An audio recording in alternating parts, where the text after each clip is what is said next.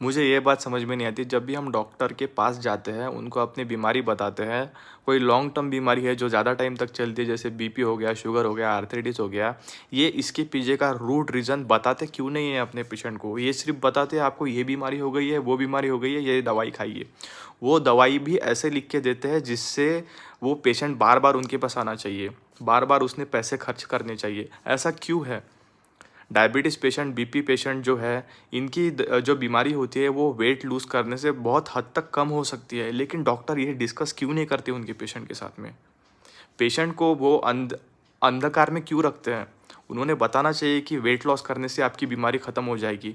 इससे ये होता है कि वो पेशेंट डॉक्टर के पास फिर से चक्कर मारने के लिए नहीं जाता है। उसको 10 बार चक्कर नहीं मारना पड़ता है डॉक्टर के पास में अपनी दवाइयाँ अपडेट करने के लिए। डॉक्टर वही दवाइयाँ लिख के देते हैं जिससे जो है आप मरते दम तक वो दवाइयाँ लेनी चाहिए। क्योंकि मेरे घर में भी बीपी और शुगर का पेशेंट है, उसको भी हर महीने डॉक्टर के पास में जाना पड़ता है।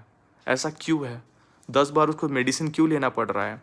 क्योंकि डॉक्टर कभी डिस्कस ही नहीं करते कि आपको वेट लॉस करना चाहिए। वो तो चाहते हैं कि 10 बार पेशेंट उनके पास में आए, 10 बार वो दवाइयाँ खरीदे।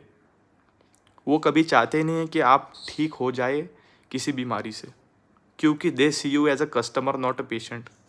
मोस्टली डॉक्टर ऐसे ही होते हैं। बहुत अच्छे भी डॉक्टर होते हैं, लेकिन मैंने जो नोटिस किया है वो तो यही है। क्योंकि मैं स्किन स्पेशलिस्ट के पास भी जाता हूँ, वो 10 बार बुलाते हैं। मैं बीपी शुगर वाले डॉक्टर के पास में जाता हूँ, मेरे घर में जो फैमिली मेम्बर है उनको लेके, तो वो भी 10 बार बुलाते हैं।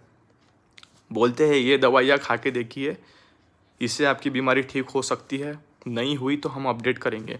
लेकिन कितनी बार अपडेट करेंगे? This need to be fixed. Stay healthy.